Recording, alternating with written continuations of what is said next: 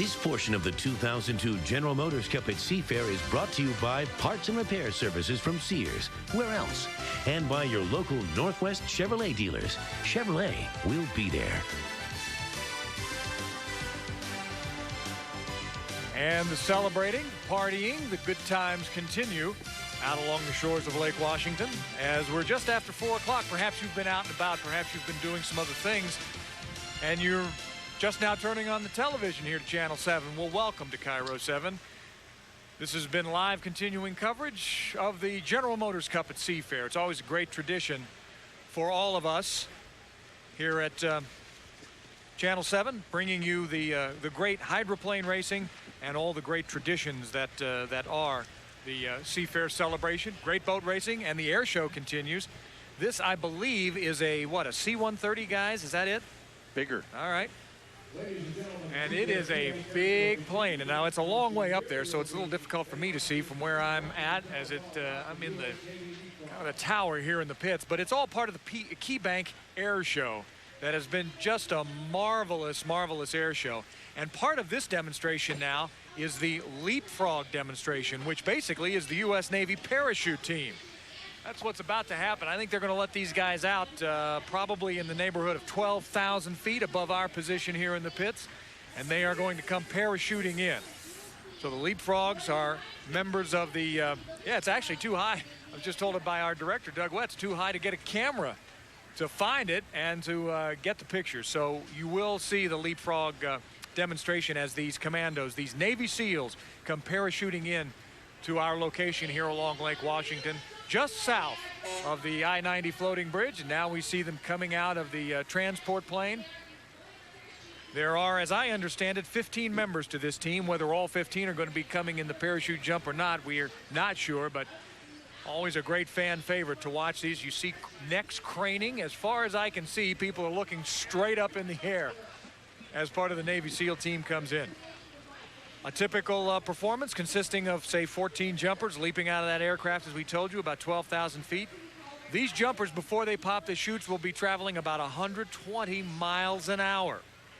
And then at about 5,000 feet, they'll open their chutes. You can see several of them trailing the smoke canisters they have attached to their boots. And they come down in a variety of formations. Big stack, tri-by-sides, they call it, T formations, drag planes. I can't tell you what all those things mean, but I can tell you that it means for great excitement for those fans here along the shoreline watching this Navy SEAL demonstration. Just part of the KeyBank Air Show today. A couple of the SEALs coming down in tandem, a couple more there. And these guys, when they decide they have a target they want to hit, they pretty much hit it. Chip, have you been, you're a parachute jumper? Have you done it? No. No, I don't see any reason to jump out of airplanes unless there's a fire or something. You know, that's one of the things I like. I always have about Chip. He's pretty much common sense when it comes to things like this. I mean, it's amazing how much maneuverability they have. I remember parachutes, they just kind of came straight down. But like you said, these guys can put them wherever they want. And I believe this one, our first Navy SEAL coming down, and I think this may be behind the pit area now, coming into the area over by Genesee Park. Either that or it's somebody's backyard. But again, the wind, how they can do this with the wind blowing the way it is, I have no idea. Here's one of those tri-stacks coming down, 3 of them. You know, I think we need to bring Saddam Hussein to Seafair so he can see the military shows and see that, you know, maybe he should just leave best alone, you know, because it's pretty impressive. Yeah. Chip Hanauer, ladies and gentlemen, for those of you who weren't keeping score at home, has just invited Saddam Hussein to Seattle. Seafair, yeah. To take part in our Seafair celebration. Well, you're right, though. He would get a load of the military hardware and some of the great Navy SEALs and parachute jumpers and all the rest that we have. And as we've said, this has been a terrific tribute to the men and women wearing the uniform of the armed services here in the United States. We've got our final, the General Motors Cup at Seafair is still to come as we continue the air show. The anticipation is palpable, as they say. Don't go away.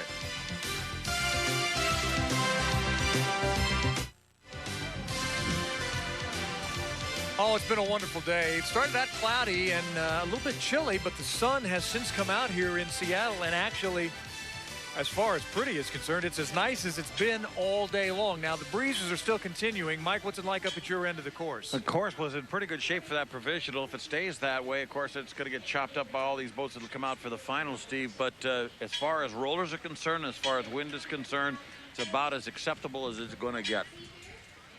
Chip, we're down here toward the middle of the course or to the south end of things a little bit, and we still see the flags are blowing pretty briskly. They are, and Mike, they're going to do what they did, and I think it was 3A. When they enter the first corner, they're going to be hitting straight into the breeze. Now, remember, these hydroplanes are nothing more than an airplane wing, and when you add 12 to 15 miles an hour wind onto the lift they already have, that's when they want to take off. And also, this is the final that I think they're looking at us up here, Steve. Well, they are. That's Chip Hanauer right there. You right. can't see me. Actually, there I am right Chip, there. the point you make is absolutely crucial, because this is the time when a little bit of that caution gets tossed out of the canopy, because this is it.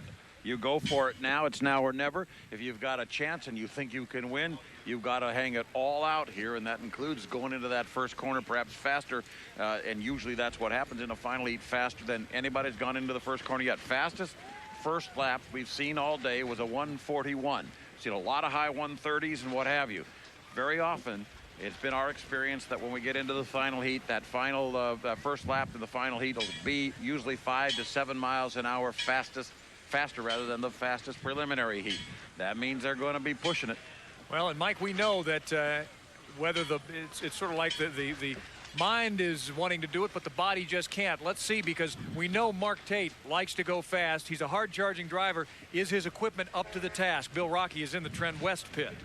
All right, Mark, you're in the final, but you're making a few changes here. What are you doing? Basically, with the Miss Trend West, we're trying to make a front wing adjustment, and when they started to make the front wing adjustment, they noticed that one of the hydraulic cylinders that controls the wing wasn't working properly, so we weren't getting proper control out of the wing, and that probably could have been some of our problems, our handling problems throughout the day. Jim's got his game face on here. He's really working hard here. Jim's he's a thrasher, he works better under pressure than he does when he's just taking it easy. That's why they call him the stress monster. You also had a little problem with the tail there after that last heat. What was that all about? We broke an upright too on the one side of the boat, so the crews repaired that, and I can't say much more about this team. They're working hard, and we made the final, and we're just going to take what happens. So you're kind of sitting back there. Everybody's looking at Nate, looking at Dave, but you're kind of sitting back there waiting to see what happens in this final, aren't you? Maybe you can sneak up on them. Well, a lot of things can take place in a final. You're going to have a lot of boats out there. The water's going to be extremely rough, and like last weekend in Tri-Cities, a couple guys made some mistakes. Trend West slid into a second, and anything can happen out there in the race course. All right, good luck, Mark. They're working hard here, but they're going to get it ready. It'll be ready to go. Well, I'm sure it will be, Bill, and of course with Jim Harvey, 3 decades in unlimited racing in there, having anything to say about it, he will get that boat ready. Well, we continue on. The countdown rolls on for the final. The General Motors Cup at Seafair, set to take place at about 4:40. Don't go away.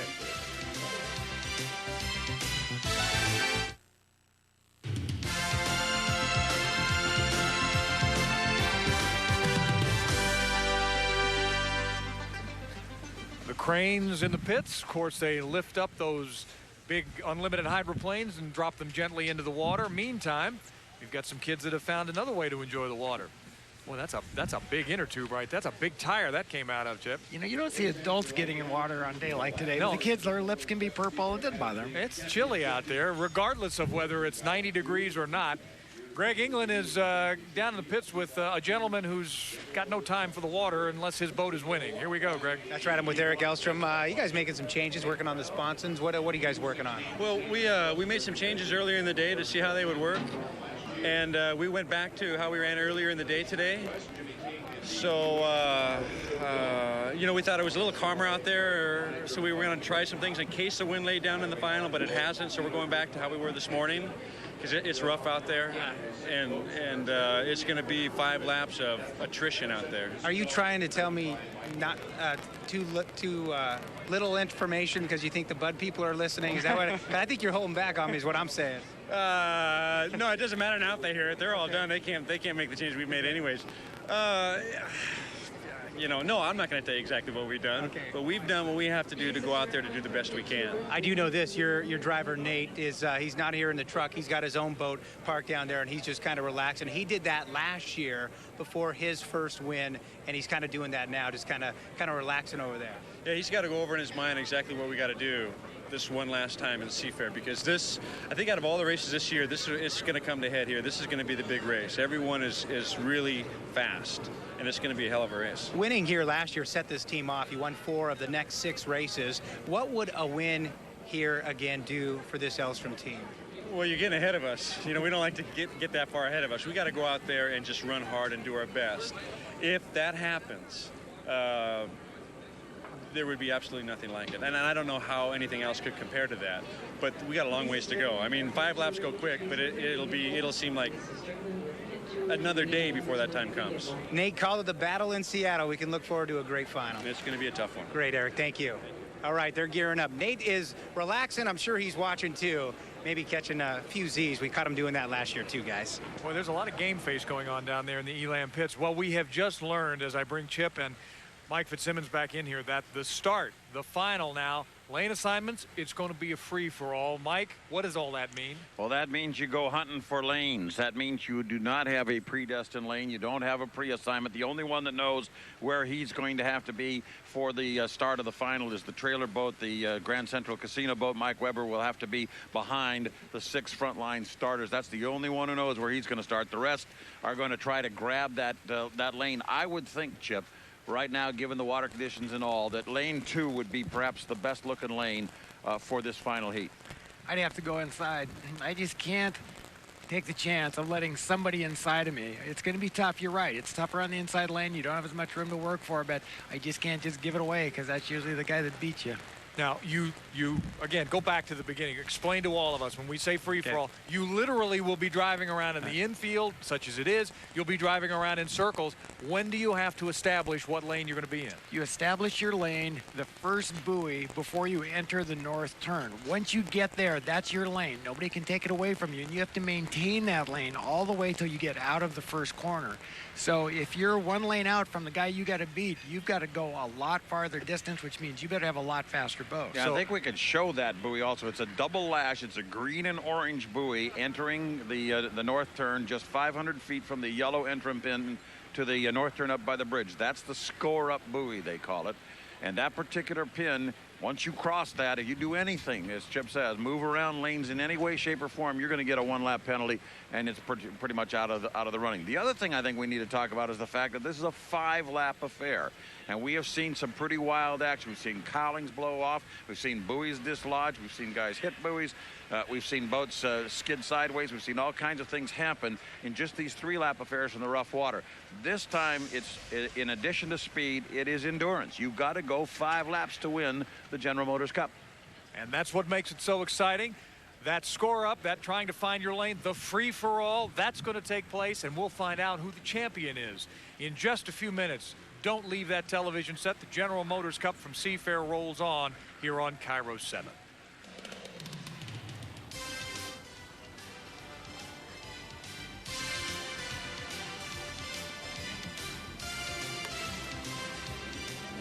Hi, Chris Alpine here with the Mike's Hard Lemonade fan cam. And as you can tell, I'm really working hard this afternoon. In fact, I'm working so hard, I think I deserve a Mike's Hard Lemonade. Now that I think about it, I think I deserve 2. Remember, when a hard day calls for a refreshing hard lemonade, make it Mike's. Works for me.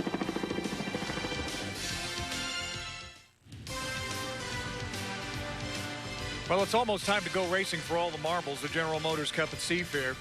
While this season hasn't been what you would call a great number of races, certainly, to comprise a season, and only 1 race left when all the boats pack up and leave here, they head to San Diego, and then that'll be it for this year. It has been, for the most part, an exciting season and lots of competition. 2 winners, 4 other races. Here's the recap of the season to date with Mike Fitzsimmons. The 2002 hydro season began in Evansville, Indiana, but had a familiar finish. For the 7th consecutive year, Dave Villwalk crossed the finish line first, and it was the 6th consecutive victory here for Miss Budweiser. Next up, the 52nd running of the Madison Regatta. In the final, Nate Brown rode the Miss Elam to victory. It was Brown's third career victory and the fourth win for the Elstrom family. Then it was off to Detroit to battle for the prestigious Gold Cup. 6 different drivers won preliminary heats, but in the final, it was Dave Villwock capturing his 5th Gold Cup and the 14th for owner Bernie Little. Racing continued last weekend in the Tri-Cities. The 2 fastest boats renewed their rivalry on the mighty Columbia. Miss Elam and Miss Budweiser battled rough conditions and each other in the final heat. In the end, it was Nate Brown taking the checkered flag. Miss Elam earned its 2nd victory of the season and gained momentum heading into Seattle to defend their title. And that's what got us to this point on the shores of Lake Washington, looking across to Mercer Island and, of course, Seattle, Seward Park, and Stan Sayers Pits. On this side of the lake and down on the water's edge is our guard Swanson. All right, thanks a lot, Steve. Well, down here, the Skyway will be the first boat in the water as they get set for this final. And Lori, I got to ask you this. It's a little bit calm around here, but I don't know if that's a good thing or if you guys are just a little too edgy right now. It's pretty quiet in the pit area right now. Everybody's pretty intense on what they're going to do, and the drivers are thinking about their strategy in this, fight for your lane start. How about Mike? Is he all right? Mike's fine. We kind of leave him alone in the truck, and he's got his strategy, knows what he needs to do on his end to get up there to the starting line and get where he wants to be. Did you give him any advice? I can give him all the advice I want. We talk about it. He's real good about talking to me, and we talk about how the boat's set up and where we want to be and what he's going to try and do out there to get in the lane he wants. I talked to your crew chief. He says everything's ready to go. He's got the winning combination. He's just happy to be here. You guys have quietly gone about your business today.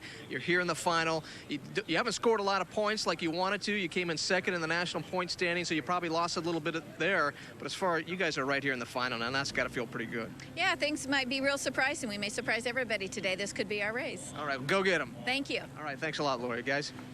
I think everybody's looking forward to a surprise or two from all the camps, even the 2 fastest camps, the Elam and the Budweiser camp. They're looking for a surprise, stick their nose out ahead and stay there the rest of the way. That would be a bit of a surprise because they've been running pretty close deck to deck all day long. Well, one of the reasons why there's been good competition this year has been a term that all of us know from our cars, and that's horsepower. But when it comes to boats and when it comes to how horsepower is generated and what it really means, well, only Chip Hanauer can explain that to us. Here's Chip.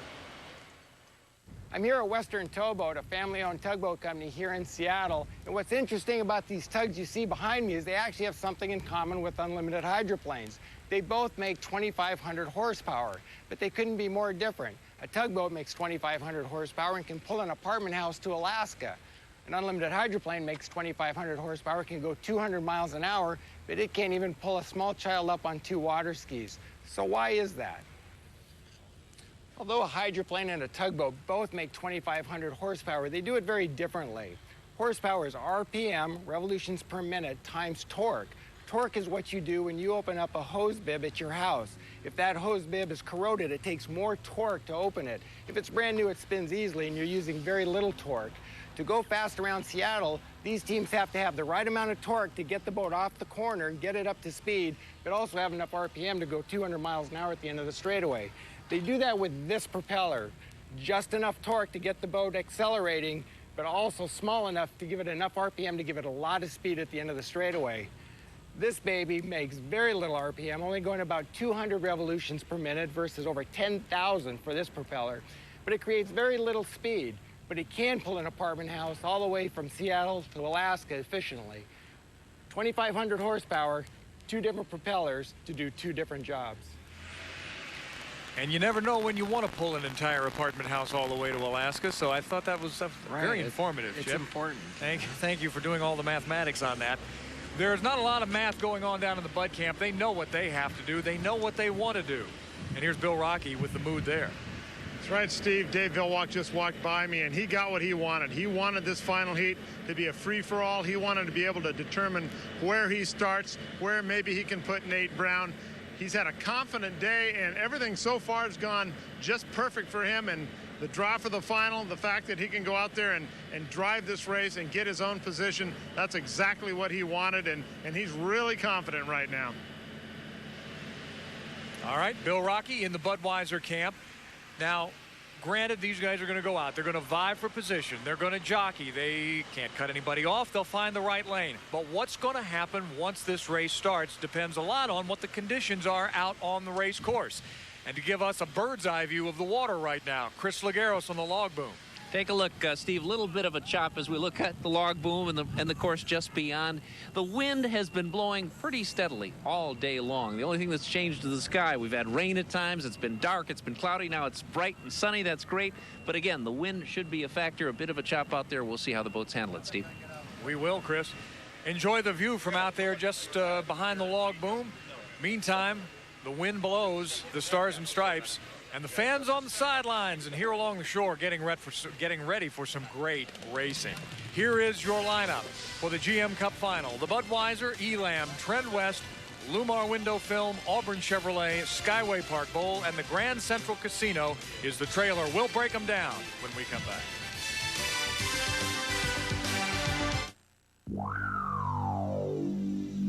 Now it's come down to this. One race, one battle, only one crowned champion. This is about man and machine testing their limits, challenging the forces of wind and water, conquering their rivals. Qualifying is history. The script is written. The stage is set. Who will be the hero of this story? The outcome lies ahead. The 2002 General Motors Cup at Seafair Championship is brought to you by Southwest Airlines, the official airline of Seafair, and presented for Seafair by Chevrolet. We'll be there. We're inside of 10 minutes away for all the marbles. Here are the combatants. Your GM Cup Final lineup: the Bud, the Elam, Trend West, Lumar, Auburn Chevrolet, Skyway Park, and Grand Central Casino will be the trailer. So let's break this down, gentlemen. We'll go around the pits. We'll go to Mike. We'll go to Chip. And let's start with the Miss Budweiser, the team to beat in all the years of boat racing that I've been watching this. As Dave Villwock comes in today, 120 points he's picked up. He's a perfect 3 for 3, Mike. Definitely on their game. They've done it from the inside. They've done it from the outside, but they haven't done it for 5 laps. And that could make a difference. This boat is ready to win, but is there anyone who can upset them? Possibly. Bill Rocky has been following the Budweiser camp all season long. You've certainly been down there today. What's the mood with Bernie and with Dave Villwock and the rest of the crew, Rock? Well, to be honest with you, I really think one thing has really helped their cause today. And notice while I was over in the Tri-Cities last week, Bernie wasn't there. We've talked to Bernie today. We all know he's here. That has been a stabilizing influence here. I can just tell this crew wants to win this race for Bernie. Dave, again, has been so confident. He's even got our cameramans in the cockpit right now. He's just been smiling all day. And I think as far as the mental game goes, I've never seen Dave be as sharp as he is right now. All right, Bill, we will watch the Budweiser camp closely. And again, as you said, this one is for Bernie as far as those crew guys are concerned. They must be happy to have the grand man of boat racing down in the pits with them. Meantime, the Elam, this boat racing fast all day long. 2 firsts and a third for Nate Brown, kind of staying out of trouble in his last heat, Chip. Nate Brown has not had a good year driving. He won 2 races. One he was very lucky to win. The other one he really drove well last week. The reason Nate won here last year is he outmaneuvered Dave for the inside. I believe he has to do it this year or he's not going to beat him. What is the sense down there in the pits, Greg England? What do they have to do to beat the Bud? Well, there's a calm confidence here, really, with the group. They did make a couple of changes, Steve. They liked the way the boat was running earlier this morning, but let's face it, the boat has been running very well. They know they've got a strong boat, and they know what a win here would mean to this team. So it's kind of like Christmas Eve. They can't wait to open up the big present if they can get it with a win here. Well, there goes Nate Brown in the Elam boat. He's not about to wait around any longer. He wants to get out there. Maybe a little nerves as he gets set to head out, as other boats pull out as well. Let's check out the next boat, the Trend West boat with Mark Tate at the controls. Mike. This is a veteran who knows how to race. They've made some changes, had some problems. If this guy can frustrate that orange boat and that red boat at the start, this could be a completely different final. We heard from Bill Wooster just a little while ago. His Lumar window film boat has Jimmy King at the controls, and they have been steadily getting a little bit better, although their third heat tailed off just a bit in the speed category, Chip. I won my first race because two commanding boats, much like Elam and Budweiser today, were so focused on each other, they both jumped the gun. That could be Lumar. Both these guys could take themselves out, and Lumar could win a race. The tribute to Tad Dagenhart. On the side of the window, the Lumar window film, Jimmy King prepares to pull away from the dock. Let's check out the Auburn Chevrolet with Greg Hopp at the controls. Mike, this is a boat that's got some speed, and Greg Hopp has the guts to stick it in there. That's absolutely the story there. No question about it, Stephen. He showed us something in his last heat that we didn't expect of him today. Has he got a little bit more? I'm betting he has. The Skyway Park Bowl and Casino. It's been a tough day for Michael Hansen. He got a penalty. He had a fuel violation. His speed isn't up to what he thinks it should be. This guy is a competitor, Chip. He's a competitor. Remember, he's a Gold Cup champion last year. They came out of nowhere to win that one, and they can come out of nowhere and win this one.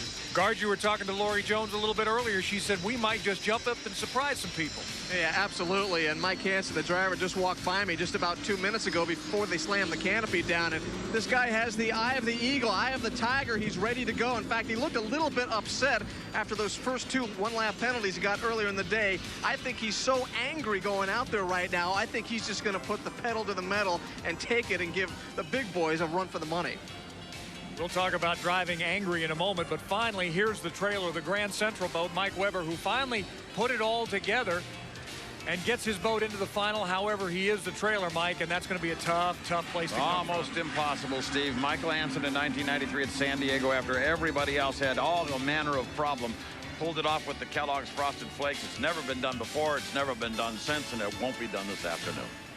All right, Mike, let's talk about what we mentioned just a moment ago, and that is the driving angry, Chip. You can't do it, can you? You can't do it, but I sense that. It would not surprise me at all to see the Budweiser and Elam take themselves out by either jumping the gun or getting involved with each other. I know that's what all the other boats are hoping, because they really can't beat them boat for boat. Now, the idea here is, again, we go back to the free-for-all start. These guys are going to jog around. They're going to try to lull other people to sleep. They're going to try to find the lane.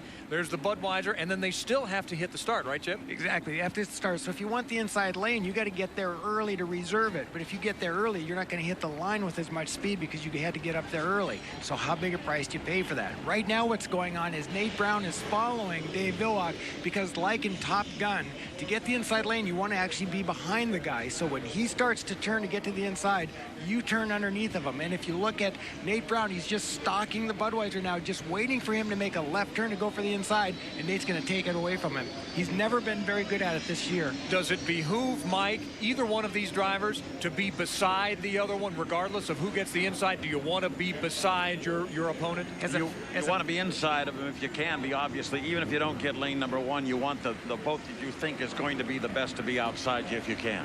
I think Nate just made a big mistake because now he let Budweiser behind him. He gave up the advantage when he was behind Dave, but now Dave snuck up inside of him. So Nate's got to get away from him now to start the game over again and get behind him. Well, let's remember, too, we've still got more than 2 minutes to go before they have to get to the start-finish line. So this is the fun of this free-for-all score-up, right, Mike? This is the old way of doing things. We did it for many, many years, of course, in unlimited hydroplane racing. And the question is, how good a starters under these kinds of strategic situations are these guys? And both of them have been known to make bonehead mistakes at these kinds of conditions. Look at it. See, he's stalking him right here. He's just waiting for him to start, waiting for Dave to turn left. And if he does, Nate's going to turn up inside of him, and he's going to get the inside lane.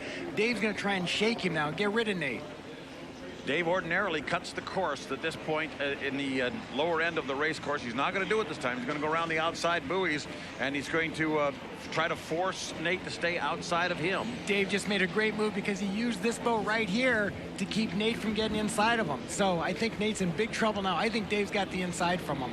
Could very well be. They are plenty early, though, on the backstretch. May have to circle back one more time. And look at them. They are, of course, also risking the possibility that they might fall off plane, which they're not allowed to do. So they're going to come down, and they're going to stay on that straightaway, and they're going to commit to the positioning very, very early. But look what happened. Greg Hopp got inside of both of them. but that's really not that critical. They're not worried about Greg Hopp because both Dave and Nate believe they have enough boat to go around Greg Hopp. They were just worried about being inside of each other. Nate lost that battle, and right now Nate knows he's going to have to hit the start line perfectly with a lot of boat speed. He's got to hope that Dave is a little bit late because then he can squeeze Dave a little bit and maybe beat him from the outside. Well, now Dave owns the lane because, as it happens, the 100 boat is dead in the water on the backstretch and has yielded the inside lane to the Budweiser. That might have been interesting, but now it doesn't make any difference. It's all academic. So the Budweiser on the inside, going to be Nate Brown in lane number 2 in the Elam. As they come around, they're going to have to throttle up because they were very slow and early up in that corner.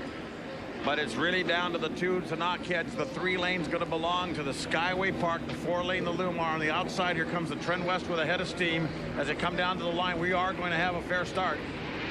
I think Nate's in big trouble. Dave beat him at the start. He's inside of him, but look at on the outside. That boat's got a lot of boat speed. He might squeeze both of them. Trend West, your leader, and he's going to try to leave as much room as he can for everybody. A couple of convergences happening there behind him in his rooster tail, however. But Trend West is going to come out.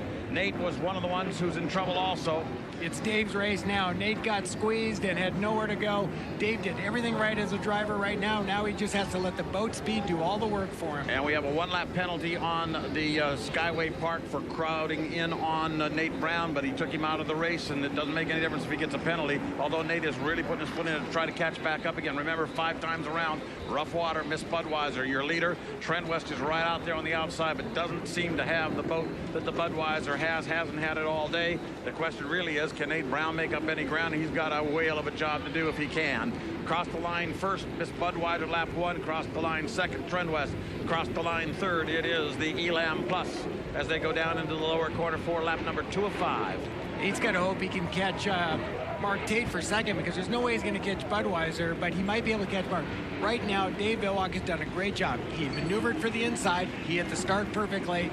He deserves the win right now if he can keep that thing running. He definitely does. He did all the right things. He definitely gave everybody a little schooling out there on the score up and at the start. His boat is riding well. He's got lots of speed. The Trend West is a surprise. It's been pretty fast, but here comes Nate Brown on the inside of the Trend West now in that upper corner. He's going to try to take him. He's in Budweiser's rooster tail, and actually in Budweiser's wake. And boy, we got it. Oh, and Nate gets very, very loose and loses a little more ground to the Budweiser coming out of that corner, but he will overtake the Trend West at the start-finish line. The Budweiser across the line, still first at the end of lap number 2. Virtually a photo finish for Nate Brown and Mark Tate, but Nate is a little bit ahead as they go down into that lower corner. Bud's still your leader, and right now has things his way and is running in the best water out there at the moment. I think Nate's got the fastest boat, and as a driver, that really kills you when you think you've got the fastest boat, but yet you're not in first place because he's really kind of closed the gap. There's not enough time to catch Dave, but he certainly has the boat. He's got to hope something happens to Dave. The Budweiser team very seldom has anything happen. That boat is so well prepared, you very seldom see them break anything. That's exactly the thing that's going to be haunting Nate Brown all the way around for the next couple of laps now.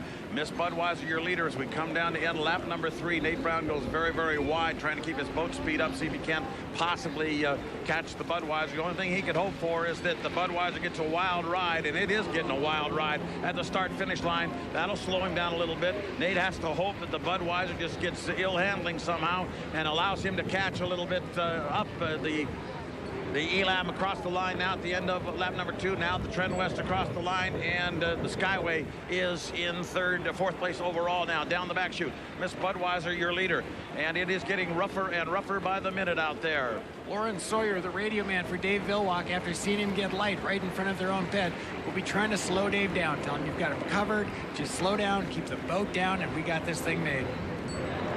Miss Budweiser through that upper corner, slamming on the water, rough as it is, flying flat, fortunately, coming down flat. A lot of pressure on the Budweiser at the moment as they come down to end lap number 4. The white flag shows for the Miss Budweiser, and on this front straightaway again, the Bud is light, so is the Elam. You know, Dave has really done this all year. Nate has not had a good driving year. He won 2 races. One of them he was very lucky because he got a horrible start. He deservedly won in Tri-Cities, but he did not deserve to win this with a start like that and being outside. Now Dave begins to hope that no gremlins overtake his situation, because otherwise he's got it in the bank. He's headed down the back chute, a half a lap to go for the Miss Budweiser, and the GM Cup will belong to the big red boat. So Miss Elam has attempted to go to the inside a little bit to see if he couldn't put some pressure on it, and then decided to stay in the outside lane where the water is better. But right now the real estate is running out for the Elam. It will not be a repeat on Lake Washington. Instead, Dave Villwock with Bernie Little here in the pits for the first time in several races to join his team for a victory, and it will be with a checkered flag out. The Miss Budweiser wins the 2002 GM Cup. Well, second place, Nate Brown coming across the line now in the Miss Elam Plus. The Elam's got to be very disappointed because they had a boat that was good enough to win today. They couldn't pull it off. Trent West is going to be third, but he's getting a great battle from Greg Hopp in the Auburn Chevrolet, but it isn't going to be enough. Trent West third across the line. 100, the Auburn American comes across the line now. Auburn Chevrolet American Pride, and now the 9 boats coming across, but it's got yet another lap to go, of course, because of the problem that they had with a violation. There's Lumar across the line getting the checkered flag, and Mike Weber rather will come down and also get the checkered flag. Still out and still running. A final lap will be the Skyway Park. We did not get the race that we had last week. Last week, my heart was in my throat. These boats were actually tied together lap after lap, going unbelievably fast. It didn't develop here today. They weren't together at the start, so they really couldn't get hooked up together. The cat and mouse was at the front of the race even before the thing got underway, and there's a little respect as a couple of drivers look out the windows at each other. Yep. And Nate Brown knows full well he got beat today on Lake Washington. If we can go back maybe later today and look at that as they came around the south turn before the start, Dave did a great job because he found a boat that he could use as a pick. Just like in basketball, there was a boat in the inside. Nate was behind him ready to move inside, but Dave used that boat as a pick, and Nate had nowhere to go but move outside. And I think it's probably worth noting as well, gentlemen, that it's not like these guys knew this was the way the end of the day was going to develop, that it would be a free-for-all, because each week Gary Garbuck, the commissioner, owner of the sport, has his choice of how he wants these guys to start. So Dave and his crew deciding as soon as they found out, okay, now we've got to kind of plan this. We've got to figure out how we're going to get this race started. And Chip, as you said, he did a masterful job. He did. And last year, you know, Dave kept complaining that he wasn't winning because of fuel. And I really didn't buy that. Dave didn't have a great driving year last year. I think he's having a great driving year this year. He's really maneuvered the boat where he's needed to be, and he's gotten the starts when he's needed them. Well, we've been used to seeing the big red boat win races all over the country and certainly here in Seattle, and they have done it again. Whether it's for Bernie or for Dave or for all of the above, and the crew members as well, and the great following tradition of the Budweiser team, unofficially at least, they are the winners. And there's Nate Brown, who has stepped out, and he can't be totally unhappy with his day, but when the championship opportunity presents itself, Chip, and you don't take advantage or you're not able to step up, it is a little disappointing, I would think. No, I think it's totally disappointing, and that's the difference between driving a team where you're expected to win versus driving for a team that you hope you get a good finish. Nate was expected to win today. He didn't get it done, so as far as he's concerned, he was dead last. Typical of Mike Weber's day, he hit another buoy. Boy, Mike has just really struggled all year, and I don't think he's having a whole lot of fun. Doesn't look like it. We're waiting for Dave to come out of that cockpit there. Winning in Seattle right now. He is so happy. His family's watching. His friends are watching. Winning at home. There's just nothing better. Well, you know, it hasn't all been a bed of roses for Dave Villwock. He's had some very trying moments. He's had a near fatal blowover. He was injured seriously. His wife, Pam, I know, thrilled for his win, but also it's got to be difficult to be that significant other on the shoreline watching your loved one out there in that boat. He's a complete boat racer. Not only is he a driver, but he can engineer these boats. Bill Muncie, Dean Chenoweth, myself, we couldn't engineer a boat. Dave can do it all. He's one-stop shopping. He's one of a kind. There's no doubt about it. He has an incredible amount of talent across the board. Bill Rocky, go ahead with Dave Villwock. We got a happy boat camp here, Dave. Great start. You did a great job there. Got just what you wanted. Woo! Yeah, well, crew set up to Miss Budweiser for the rough water, and it got really, really rough out there, believe me. Nate was trying really hard. Hats off to Nate and the Elstrom team. He did a great job. He gave us all we wanted, believe me. He kept chasing the whole time, and that's hard to do, and Nate did that. Prior to the race, you came down here, and I think it was Hop that kind of got in the way. Did that help you out a little bit in the start? Hop was in a perfect place, I thought. So that worked out well for us. Put Nate in a tough position. He had to go on the outside. I got a little better start than he did and ran through the first turn. And then it was all boat handling from that Miss Budweiser crew, Mark Smith and all those Bud guys. They gave me a big hoss to play with this weekend, and it was a good one. It had to mean a lot to have Bernie here again. Oh, it did. It did. It did. Bernie, believe me, he keeps us much more stable than anybody can believe, because I'm a little unstable most of the time, as they know. We've noticed that once in a while. So, you know, Bernie, we love him to death, and I mean, we couldn't be happier to have him here. And what a great win for our crew and our family here in our hometown. It doesn't get any better than this. I mean, that's a six-pack. That's six. That's a six-pack. Made the trip worthwhile, right, Bernie? Oh, it sure did. It'll be a short ride home. If we'd have lost, I don't think I'd ever got home. All right, thanks a lot. Steve, let's go back to you. Well, I think it probably helped the spirits of Bernie Little just as much as Bernie's spirit helped that team out there. Meantime, to Nate Brown, a tip of the hat from the Budweiser camp. Let's go over to Greg England. All right, with Nate Brown, and even though he didn't win, a man that can always smile. It looked like the start there was the difference for you. Yeah, it was. We were going real slow. I mean, it's kind of a bummer we raced like that because we all got to go slow to get our lane. It's like a park and start. But when I hit the throttle, the compressor stalled, and that was long enough to give him a little bit of an advantage. And in the first corner, I got wet. I mean, it was a hairy first corner, second corner, and it was a wild race. Let me tell you, we had a lot of luck to keep that thing right side up that time, and I don't ever want to fly it like that again to catch up. Right, you made up some ground. I mean, we saw the video. That baby was catching some air. You could feel it in there, I'm sure. Oh, there was. It was a little bit of skill, but, you know, a lot of luck. That one corner down there, I didn't settle it down again. That was just dumb luck, you know. And my hat's off to Budweiser, you know. They did good. They did great, and they won the race. My hat's off to Dave and the Budweiser crew and all the other competitors out here, and to KIRO. And I want something real quick to my mom and dad in Sequim, Washington, who without their upbringing, I'd never even be here. So thanks, guys. Perfect. All right, Nate, way to go. Guys, we'll send it back to you. Nate's still happy in second place. A tough day there at the end for Nate, but one that I think he'll look back on and say, you know, I did the best I could. Here are the unofficial results of the General Motors Cup at Seafair. Your champion, the Miss Budweiser, Dave Villwock. Nate Brown in the Elam Plus, followed by Mark Tate in the Trent West, who made a game race of it the entire 5 laps. The Auburn Chevrolet, followed by the Lumar Window Film. There's the Skyway Park Bowl and the Grand Central Casino. The unofficial results of your General Motors Cup at Seafair.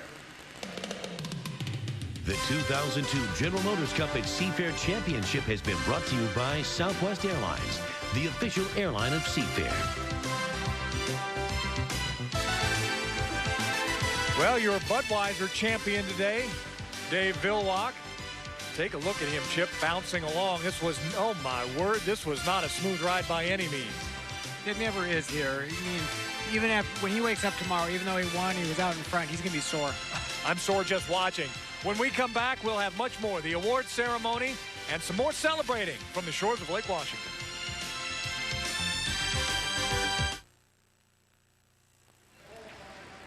And here comes the Bucking Bronco, called the Miss Budweiser, bouncing across the start-finish line with Dave Villwock driving a masterful race from start to finish. 5 laps of championship driving, and that earns Dave Villwock the winner's trophy here at the General Motors Cup at Seafair for the year 2002.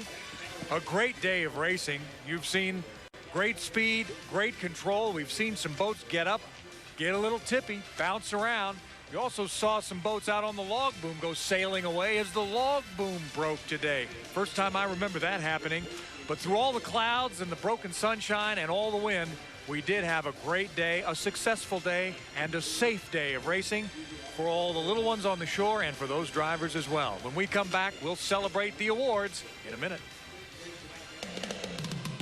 The 2002 General Motors Cup at Seafair has been brought to you by your local Northwest Chevrolet dealers. Chevrolet, we'll be there.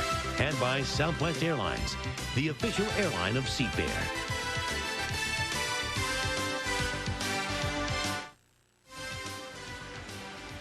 Well, they started lining up on the log boom here at Lake Washington a couple of days ago. The party began about midweek.